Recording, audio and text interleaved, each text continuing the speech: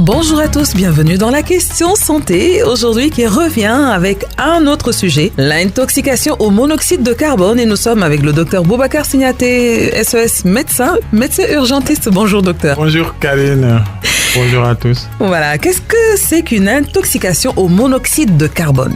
Alors, l'intoxication au monoxyde de carbone, déjà le monoxyde de carbone, c'est un gaz. Il faut savoir que dans les pays industrialisés où on a des statistiques, c'est quand même 50% des causes d'intoxication mortelle. C'est beaucoup. C'est beaucoup. Au Sénégal, on n'a pas de statistiques, mais on a quand même des cas fréquemment, parfois même, qui sont décrits dans la presse et qui sont favorisés généralement par la combustion incomplète de charbon de bois qu'on utilise beaucoup dans nos pays pour se chauffer, pour faire la cuisine, mais principalement pour se chauffer, avec notamment le classique Anditurail. Pour nous rassurer un tout petit peu, quand on allume les braises, il faut que tout le charbon soit rouge.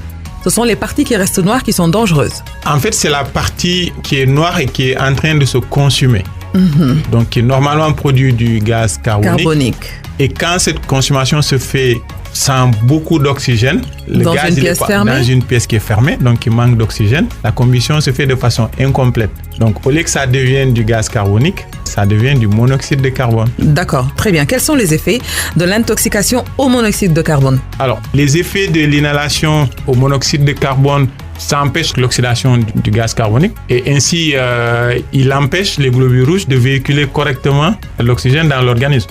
Donc qui dit manque d'oxygène dans l'organisme dit des problèmes de santé assez rapides parce que c'est avec l'oxygène qu'on vit. Mais comment faire pour savoir si quelqu'un est en train de mourir, on va dire, ou de souffrir à cause du monoxyde de carbone ? On appelle ça les symptômes. Alors, ils sont pas très spécifiques, c'est des maux de tête, des nausées, des vertiges qui peuvent aller jusqu'à la perte de connaissance. Mais ce qui est remarquable, c'est que ces signes apparaissent chez quelqu'un qui était dans un espace clos fermé et les signes disparaissent tout de suite dès que la personne est hors de cet espace-là. D'accord. Et quand il y revient, les signes réapparaissent.